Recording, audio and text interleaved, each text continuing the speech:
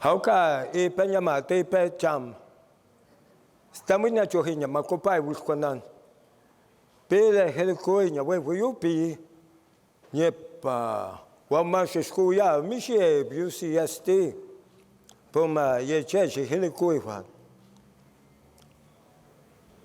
Bienvenidos a todos, mi nombre es Stan Rodríguez, yo soy Kumeyaay Community de Reserva Santa Isabel, en las montañas cerca de Julian. ¿Ustedes saben dónde está? Más o menos. ¿Cuántas personas pueden hablar español? Okay. Well, for the other people, my name is Stan Rodriguez. I'm a Kumeyaay Community from the San Isabel Reservation, and it's an honor for me to be here.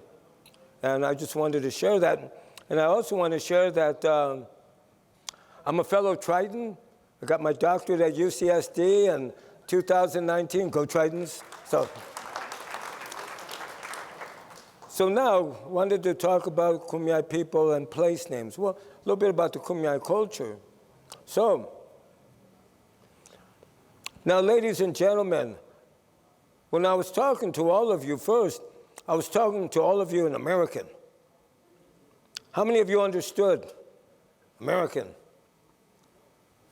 Where are you guys from? Okay.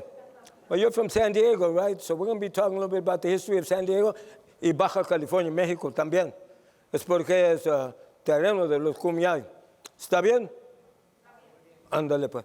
Okay. So, as we take a look at it, many times people look at San Diego is when European contact happened.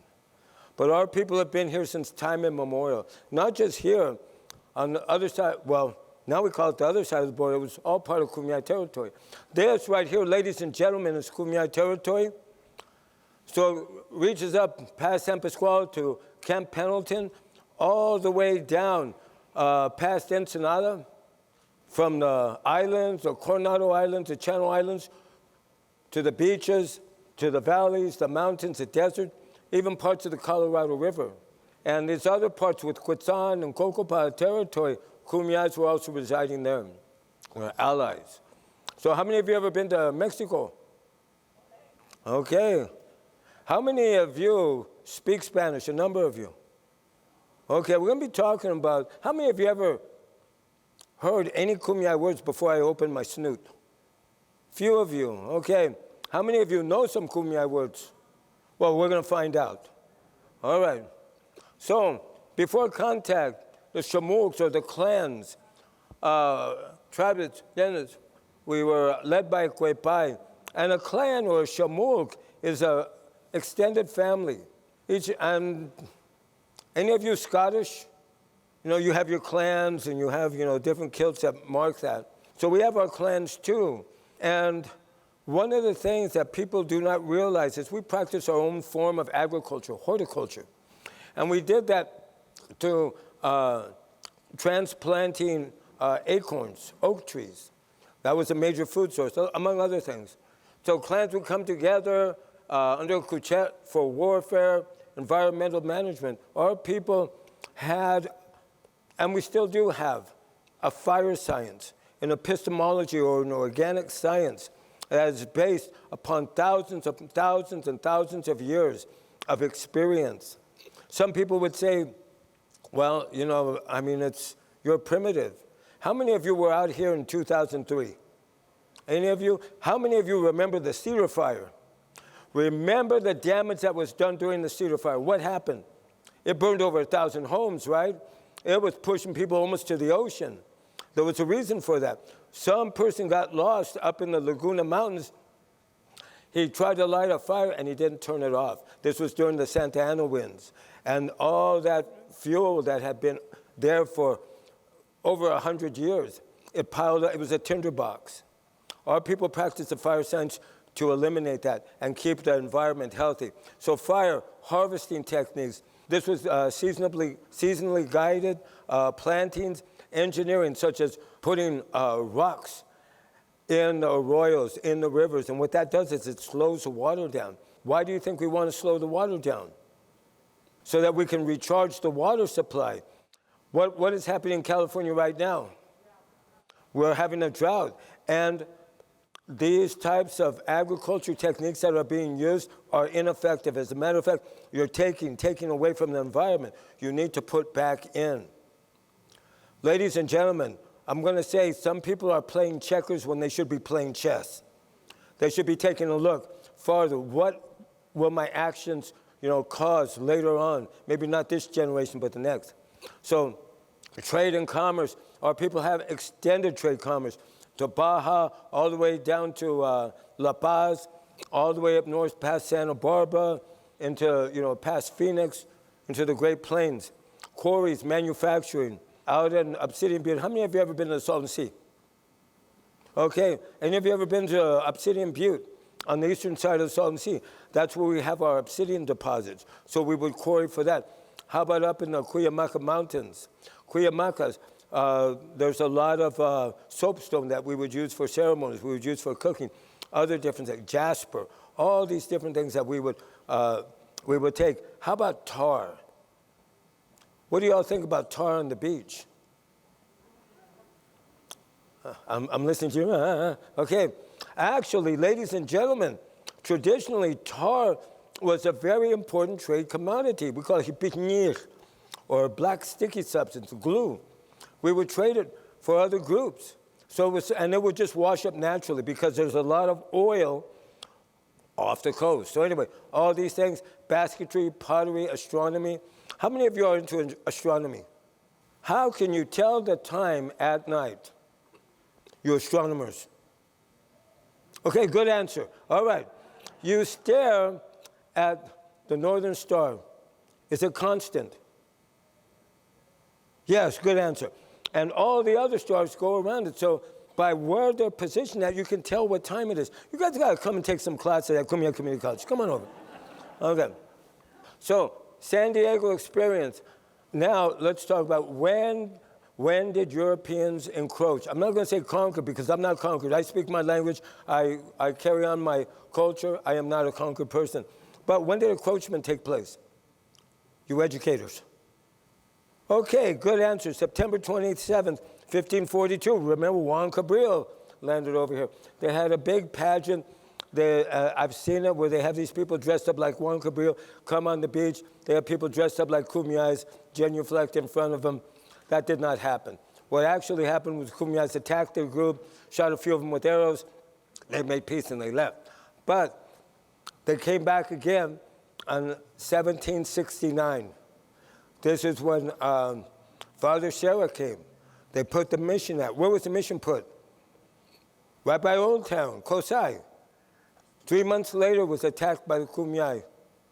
Not successful in completely destroying it, but then later on November 5th, 1775, hundreds of Kumeyaay warriors descended upon the mission that it's located at today, killed Father Jaime, 2 other people, burned the mission to the ground. The reason for that, they were encroaching on Kumeyaay territory. What they wanted to do was they wanted to take Kumeyaay people, indoctrinate them into Christianity, use them as slave labor, teach them rudimentary skills, have a servant caste in preparation of European colonists coming in. Well, our people fought back. Every mission was burned down in Kumeyaay territory. So, you see there's different leadership structures, attack on the mission, destruction of the mission. Kumeyaay adaptations. Now, converted politically under the Spanish and living under this reducciones system. And that was basically slavery. That happened at the San Diego mission, but they were not able to move inland. Our people were a very large group. We valued our independence. Then there were some who were converted politically under the Spanish, but living in traditional settings. So a lot in San Diego area because they could not keep the people at the mission. So they said, okay, baptize and then we'll let you go. Sure, put some water on us. Boom, we're out of here. So that was a big thing. And then unconverted, politically independent in the mountains and desert. San Isabel, where I'm from, San Felipe side, we were some of the most independent people here. And then converted politically and independent. Now, remember I told you about Baja California, Mexico. In Santa Catarina is Pai and Kumeyaay. So they converted, but they said, we're going to continue with our own way of doing things. So they were able to do that. Unconverted, politically allied. This is a hardships nation. How many of you ever gone to Tijuana? How many of you ever gone to Tijuana to go to Ensenada? What is in between Tijuana and Ensenada? That's closer to Tijuana, but you're getting it. Go farther. Keep going. How many of you ever heard of La Misión? Why do you think they call it La Misión? Because there was a mission there. Good answer. So there was a mission there, and there was a priest that was exceptionally cruel. So warriors under Hardships, that was the name of the chief, and Hardships in Kumeyaay means black dog. They attacked the mission, burned it to the ground. They were looking for the priest. He was hiding under a woman's dress, so they couldn't find him. And as soon as they left, the priest escaped, but they caught him a month later, done. Merchant missions, ineffectiveness of Spanish agriculture. They tried to do agriculture here in San Diego and in Baja California, Mexico. What's going on with the mountains and everything? This is a semi-arid region. It's not a very secure water source. Oak grows much better, but they did not see that as a cash crop. They did not see that as a food source. They seen it as a trash tree. But anyway, Indians became the primary hunters, thousands of otter and seal skins. So what was happening was the missions then turned into trading posts. Rather than convert the people, they would like, okay, go out there, bring things in. And because agriculture did not work in San Diego, they put cattle out. And what they were doing was, with the cattle, they would kill the cattle and they would sell the hides. But all this meat was going to waste. As a matter of fact, it went rancid. Mariners off the coast could smell the rotting carcasses of the meat. And this was part of what was happening. So anyway, and what they would do is they would boil down the tallow, get that, and these were things that they wanted to use. Now, one of the things that the Spaniards made illegal was for Indians to ride horses. And it was also illegal for Indians to use firearms. Well, in the trading post, the mission priest said, well, we need people. So they taught the Kumeyaay people how to ride horses, how to use firearms. This is going to play a part later on. So transformation of the coastal ecosystem became widespread, and traditional resources become more and more unattainable. When we go into the coast, it is part of who we are. It's part of our ways of life. We gather our salt. We harvest whales. You know what we would use to go hunting for whales? Tule boats. We call hakwayo. Do you know what a tule boat is? Some of you do, some of you don't. For you that don't, what are you doing tomorrow? Okay. Kumeyaay Community College, we're having Kumeyaay Day by the Bay in May, over by Kindle Frost. Now you at UCSD should know Kindle Frost, right?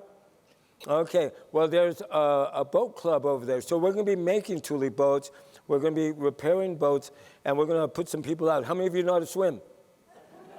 Bring your tankinis. Okay, so, so now what's happening is Kumeyaay were being pushed farther and farther into the mountains. Remember I told you we are people of the islands, the ocean. Mexico and the independent Kumeyaay of the interior were impacted from the loss of resources. So basically what happened was this. When Mexico gained independence, one of the things that Mexico talked about doing was they were going to secularize the missions. They were going to give the land back to the native people. That didn't happen. What they created was estancias, these huge ranchos, and they were going to use the native people as, servant labor. So what that started was a wave of attacks. Kumeyaay overran Tecate, overran Tijuana, overran all these different areas. San Diego, 3 times was almost overrun by Kumeyaay people. The last time, they were pushed all the way to Point Loma, which we call Matniz. It was a British schooner in the bay that used its cannons that helped to repel that Kumeyaay attack. So you never hear of these. So these were some of the attacks that were going on. So these were hotbeds of Kumeyaay resistance. Everything considered east of El Cajon was considered a hostile territory. So what was happening next? The Mexican-American War. Why did the Mexican-American War take place? Manifest destiny, land. What was happening in Texas? Texas became a republic. Was it a free state or a slave state? It was a slave state. So that tipped the balance in the Union. Half used to be free, half was slave. So they needed another state to balance it. So they created a pretext, went to battle, went to war with Mexico. Now, what was happening over here? Here in San Diego and in Tijuana and Ensenada, in Kumeyaay territory, the Kumeyays were fighting against the Mexican government. And when the Americans came, some of the Kumeyays were assisting the American government. As a matter of fact, the only battle that took place in California in the Mexican-American War took place where? San Pasqual. Who won? No, the Mexicans won it. So the Kumeyays were there to pick up what was left. All right. So the treaties that were made, the Treaty of San Isabel, 18 treaties were made. The Treaty of San Isabel, look, they took almost all of our land. They put a border right across our territory. One of the things of these 18 treaties, none of them were ratified, so our people lost our land. Did you know San Diego has more reservations than any other county in the country? So now, Indian labor, when the United States got control of California, the Indian population was 85 to 90% of the population in California. When the Treaty of San Isabel took place, it was 50%. Towards the end of that century, the Kumeyaay population had dropped to almost 1,000. Many people had died. But look, the workers, the people, one Captain Clark of the ship Ocean replaced all the white people with Indians. He said the Indians were much better workers and the white people were lazy and they were always drunk. Can you figure that out? Okay. I didn't say it, he did. So now, one of the things, we were strangers in our own land because we were not American citizens. We could not own land. And rebellions took place. The people were executed. For Antonio Algara, that's an example of one of them, led a rebellion in the mountains. Then the court found on his behalf after he was executed. So let's take a look at the villages. Now, some of the sites, Las Choyas, and that's shortened, Mat Il Ta'at Kuish. But say, Mat Ta'at, say that everybody. You sound pretty good. Okay, Rose Canyon, Wahap Mau, without a sunset. Because of how it's situated, you don't see the sun go down like that. And then South Bay, Chuwaip, the talking place, that's where meetings took place. La Playa, Mission Valley, Lake Murray, and Canyon, and 11th Street, where we are today, Matpiyi. Matpiyi. Now, real quick, I have 2 minutes left, so I want to test all of you. So, Kumeyaay villages, survey. These are some of the things that were happening so that we could get our reservations. Some of the things that took place. The last Indian was removed in the 1930s from Coronado. There was a village there. And here's our reservations now. So, real quick, I just want to say, what does Tijuana mean? Okay, let me help you. Tijuana is a corruption of a Kumeyaay word, Matejuan, which means the land by the ocean. How many of you ever heard of La Jolla? What does La Jolla mean? It's a corruption of a Kumeyaay word, Matkulhui, which means the place of the caves. How many of you ever heard of Palomar? What does it mean? Okay, what it actually means is Palomar, to win with arrows. How many of you ever heard of Tecate? How many of you ever had a Tecate? Okay, what Tecate means is an old man who chops wood. Last one. How many of you ever heard the term Otai? Otai means weed. Not this kind of weed, but weeds that grow. And last. How many of you ever heard of Hamisha? It's a gourd. So, ladies and gentlemen, as we used to say at the San Isabel Casino, home of the $4.95 prime rib, I'm done. Thank you.